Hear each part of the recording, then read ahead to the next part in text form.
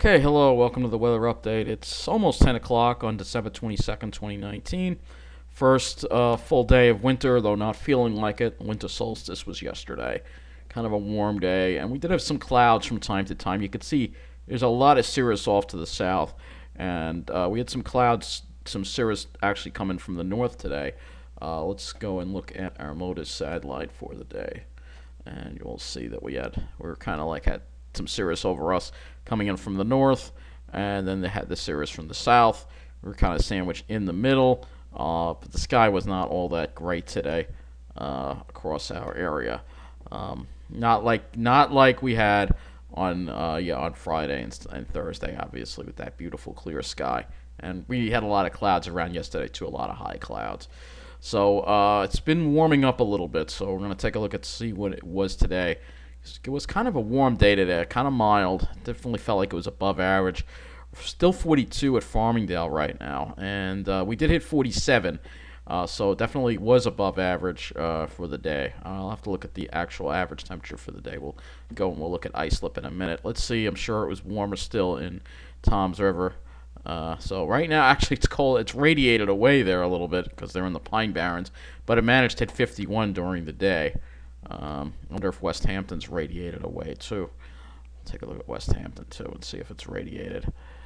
39. Believe it or not, it's colder in Toms River. It hasn't radiated in West Hampton. Interesting.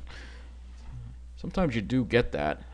Like I said, it does cool off at night in Toms River. At night it cools down. During the day it's warmer than Long Island. So yeah, let me look at the climate information for Islip. Get to that here. Let's see what the normal high is for Islip. We're going to look at Islip. Look at our daily climate report here. So 47 is the normal value is 41. Yeah, so we're 6 degrees above normal. So it was a lot warmer than it was supposed to be today. That's what I thought. That's what I thought. So let's go and look at our weather and hazards map for the nation. I see some yellows here. In Florida, severe thunderstorm activity, I guess perhaps these warnings are. I'm clicking on them. It's not telling me anything. So go and look at the radar here. I'm sure there's probably some severe thunderstorms in the area. Let's see. Yeah, there's a lot of rain over this part of Florida. It looks like it won't tell me what the warnings are though. And it doesn't give me a legend, so I don't know what these colors are, but there's some warnings in Florida. But if we go look, this has this huge system over the south that we're going to talk about. Look at this huge system here over the south that we're going to talk about. We'll look at the models in a minute. But for, over our area right now, we are mainly in the upper 30s and low 40s after that warm day. So let's go and look at the models here and show you what's going to be happening here. We have this high over us that's going to suppress this system to the south, fortunately. It's going to be quite a system. It's going to really put a soaking in Florida for the next couple of days. In the south, they're going to get soaked. Same thing into South Carolina, but it's suppressed to the south. And then way to the south, I wouldn't even be surprised if this thing tries to become tropical. It's so far to the south. You never know. Wouldn't that be something? But for us, the weather stays dry. It stays dry right through probably we may not see rain until next Sunday, so a whole week. But that next Sunday we're getting another soaker. You could see another soaker, and then behind that we should hopefully be getting some colder weather entering the picture again. We'll have to see again. This is the 18Z GFS run. You can see there's that low again getting suppressed offshore, so no snow, but it looks like definitely some colder weather definitely coming into the picture. But every time we get precipitation, it's rain, because there's always mild air in place because of the way the lows are tracking off to the west. It seems to be the pattern so far. We haven't we had a little snow here and there, but not all that much. Let's look at the upper pattern on this. So upper pattern, you can see that system, southern stream shortwave. They are staying well to the south, and we got this ridge over the east. And you can see there's that next low, tracks to the west, and then we get a little passing bit of cold air, and then we see a deeper low try to get going more toward the end of as we head into the first days of 2020, first weekend of 2020. Um, Now let's see. Let's compare that to the euro and see. Yeah, let's see if we can spot any differences here. So more or less the same, an agreement here. But it starts looking a little different toward the weekend. That low seems a little more over us, a little more over the east, and it only goes out to Jan 1. But there are some differences as we head past the next 5 days or so in the models here. So let's take a closer look at our area. And we'll start off with looking at the temperatures because we're not going to really be seeing much precipitation until we get to the next rain event, which is the weekend on next weekend. So I'm not even going to talk about that in detail in this update because it's so far in advance. So as we head into Monday, you see temperatures rising to near 50 degrees probably across the area. And then we see a little more cool air try to get into the picture on Tuesday. We drop back into the lower mid 40s, still a little above normal. So it's still going to be above normal. Christmas Day will probably be in the low 40s according to this, and maybe upper 30s for Thursday. See that cold air trying to build down there for Friday, and then that rain. We have that low tracking off to the west, which is going to bring out the warm air in on Sunday. And then as we head into Monday, we see the cold air come in Tuesday. Temperatures drop to about average. And then as we head into the first days of the new year, we hopefully could see this plunge of cold air come into the east for the first weekend of 2020 and give us a nice frigid day here. This day here, Sunday, January 5th, that's 2 weeks from today, it has highs struggling to reach the teens. And a nice Hudson Bay air mass coming down. So that would be absolutely lovely if we could get into that. But that's a ways in advance. That is a ways in advance. So let's go and look at our skies as we head into tomorrow. You see we're on this periphery of the cirrus just to the south of us. It may not be directly overhead, but there may be enough in the sky that the sun, because it's so low in the southern sky, may wind up getting filtered, even though it might be clear overhead over Long Island. And then that cirrus tries to move into the area. And then Tuesday, we may actually have a clearer day, maybe. Now, this is a change. Tuesday was supposed to have a lot of high clouds, but the model seems to have backed off on that. As we head into Wednesday, or we head into Christmas Eve, and then Wednesday we'll see, Christmas Day we'll see probably a lot of high clouds around, and then a good amount of clouds as we head right into the next weekend. And honestly, I'm not going to go past that as far as the clouds go. Let's look at the NAM, see how that looks with the clouds. So as we head into tomorrow, you'll see it does keep Long Island mostly clear, but that cirrus is just to the south of us. Again, it has Tuesday being a little nicer, surprisingly, across Long Island and New Jersey. And I'll show you why, because we're going to look at the dew points and you'll see why. All right, so back it up to today. Today, you can see dew points in the mid-30s. Nothing really terrible.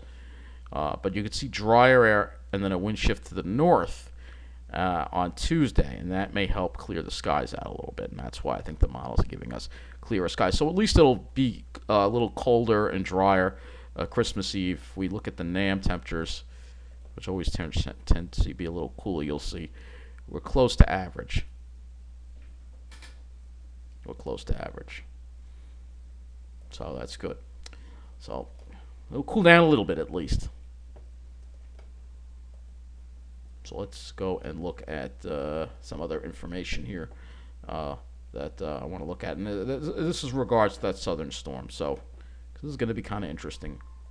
We're going to look at the southeast U.S.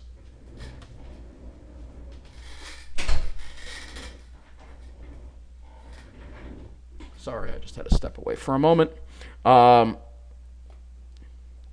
have to look at the southeast U.S., and you will see here, these are the air temperatures. You can see that circulation, this low that's forming. It's kind of unusual to see a low form in this area. So we're going to go to the precip moisture because there are many storms to look at in our area. So look at this, and you'll see that this is going to kick up some, could stir up some severe weather over Florida for Monday and into Tuesday. Then it moves away, and then it moves out over the water, which is kind of interesting. I don't think there's going to be a whole lot of wind with this. Let's go look at the wind fields and see. No, not really. But again, the thunderstorm threat's kind of interesting, and like I said, there's going to be some deep moisture with this. If you look at the dew points, you'll see that you can see that there's going to be some pretty deep moisture that's going to be going over Florida. Like I said, that's why I think there could be a severe weather threat over Florida, and that's probably why we see those warnings in that map. Let's go and look at Miami, because it looked like there were some warnings there. I'm going to just put up Miami. I don't know why the weather and hazards doesn't... okay, that didn't work. Let's try this. Because there were some hazards over there. So 77, obviously, very, South Florida. But I know, they have it's a tornado watch. Okay, so what they have, this is what I'm saying about the severe weather in Florida. Tornado watch and special marine warnings for these storms. You see, here's the radar.